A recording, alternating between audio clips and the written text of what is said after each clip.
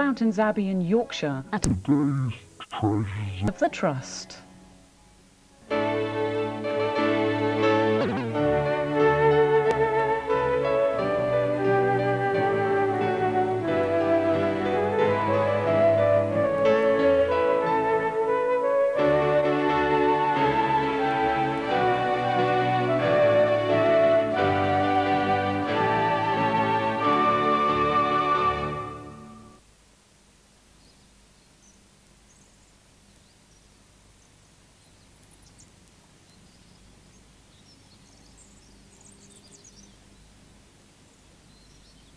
Tatton Park is without doubt one of the great country houses of England, the home of the historic Cheshire family of the Egertons. Its staterooms opulently furnished to reflect the family's tendency to take a lead in fashion.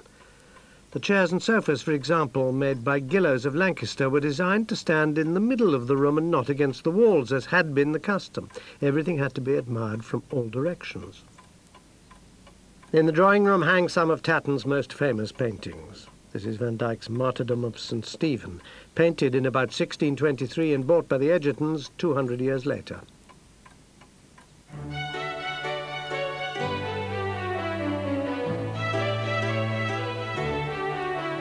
In keeping with the Italian style of furniture in the room, two of the finest canalettos in existence.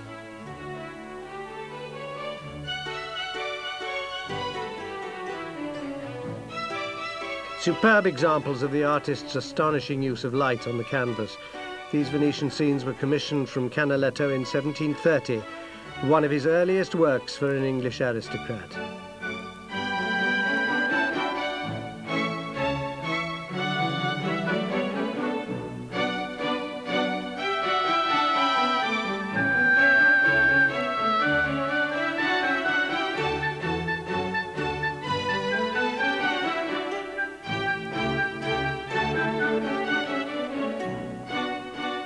In the library next door, treasures with a slightly different musical feel.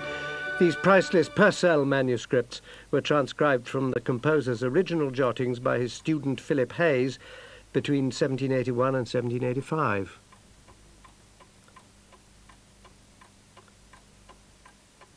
In the library, too, some unique literary works.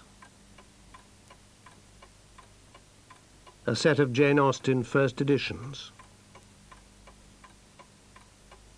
Bound in their original paper boards, these are exactly as they left the publisher in 1818. Beside them, the oldest book in the library, printed in 1513 and still in remarkable condition. Bound in vellum, it's about architecture, in Latin of course, with very precise woodblock drawings. Here too is an exquisite set of Japanese prints in embroidered covers, very unusual in that they've survived on one continuous sheet of paper. Many others have been cut into sections and framed. They date from around 1840.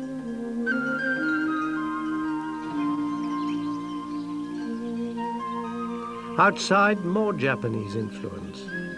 This garden was created in 1910 by the third Baron Egerton, who thought nothing of shipping in workmen from Japan to build temples and bridges and landscape what has now become a beautiful pastiche of Japanese maples, dwarf conifers, kurume azaleas and evergreens. It's one of the finest gardens of its type in Britain.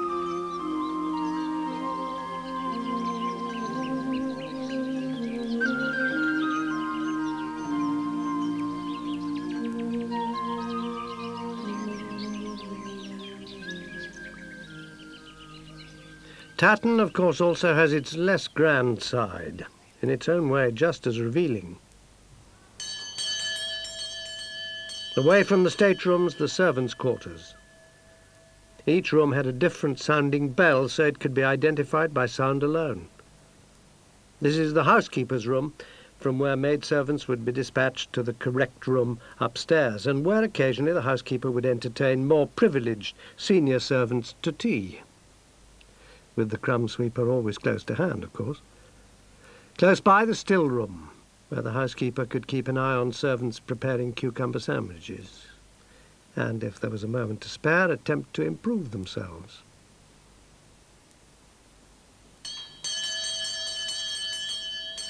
For the very junior staff, slightly more odorous tasks awaited them in the bedrooms upstairs.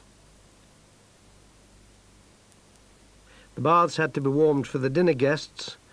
The water was heated by a fire at the base of the bath, with smoke channeled up a nearby chimney.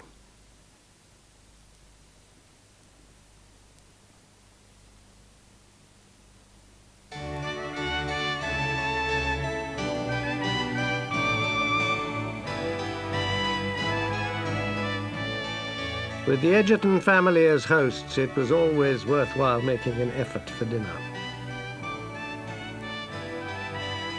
Silver gilt was on hand for special occasions. These brilliant candlesticks were made by Paul Storr, leading goldsmith to the Prince Regent, and are topped with the Egerton crest.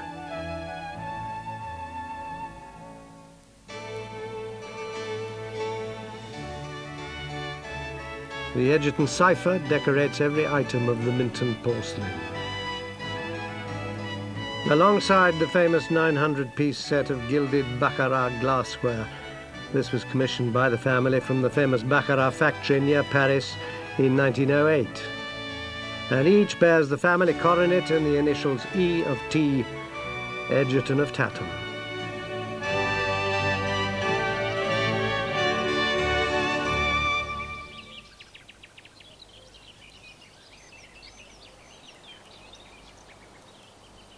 On December the 27th, 1132, a group of monks in search of a site to build a monastery came across the valley of the river Skell in Yorkshire. Well wooded, very sheltered, and with a good supply of water, it was exactly what they were looking for.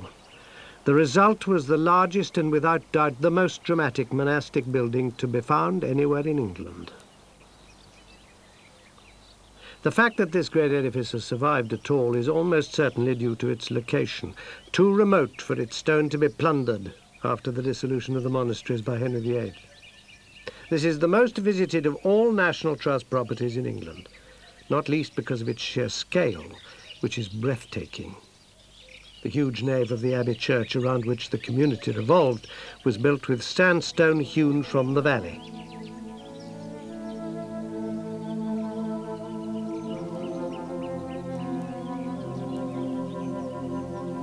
The interior would have been plastered with a pattern of painted lines to simulate the stonework beneath.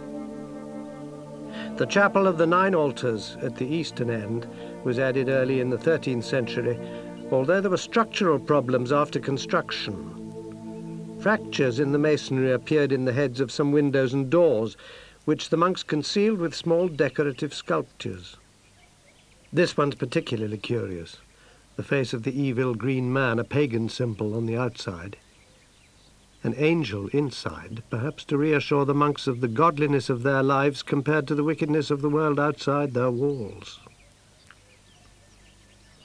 The great tower, built of limestone and soaring nearly 180 feet into the sky, wasn't added until the early 16th century. It was built by Abbot Marmaduke Hubie, who, in direct contradiction of the strict Cistercian code of self-deprecation, built it as a monument to himself.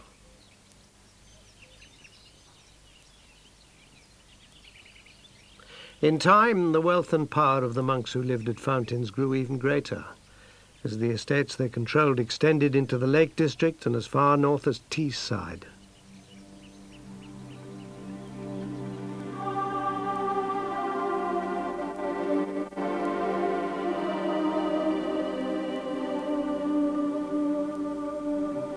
The design of the monastery and its new additions over the years always reflected the simplicity and severity of the lifestyle of the Cistercian monks who built it.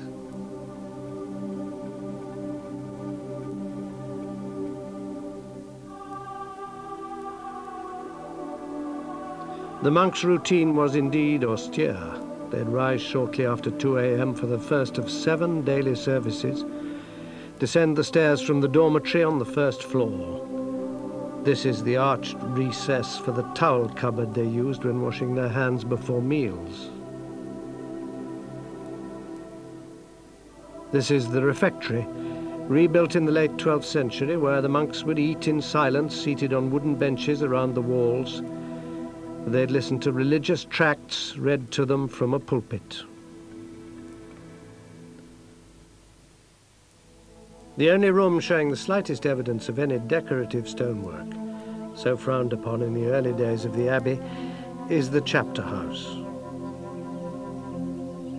Even so, the ornamental sculptures are very modest and confined to carved leaves and other designs on the corbels which supported the stone vaults of the roof.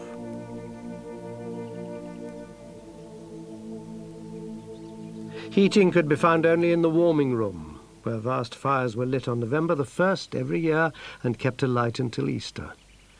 The dogleg pattern of the archstones above the fireplace indicate a knowledge of Arab stone-cutting techniques brought to Europe in the time of the Crusades.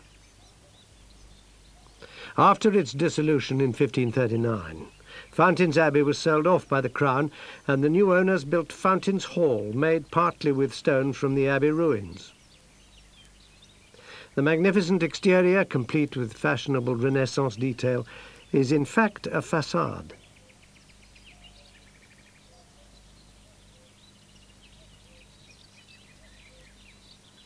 The inside was laid out to a conventional 16th century plan. The superb chimney piece in the great chamber depicts the judgment of Solomon.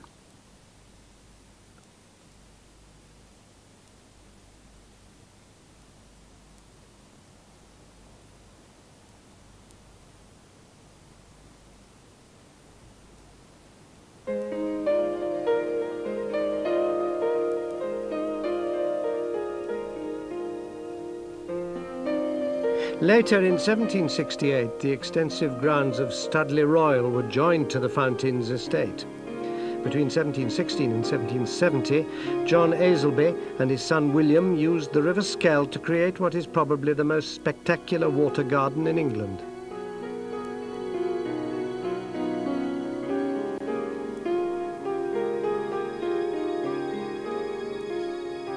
The Aselbys added to the elegance of their astonishingly lush green gardens with elegant temples.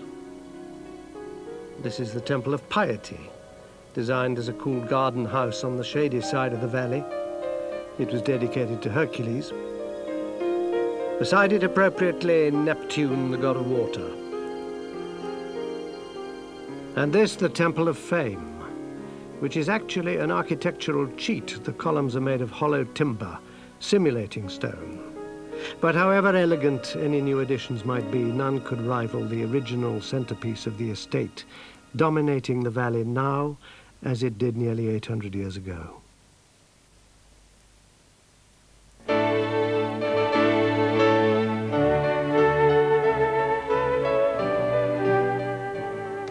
And Fountains Abbey plays host to Ruth Maddock for this week's Songs of Praise on Sunday at 6:25 on BBC One.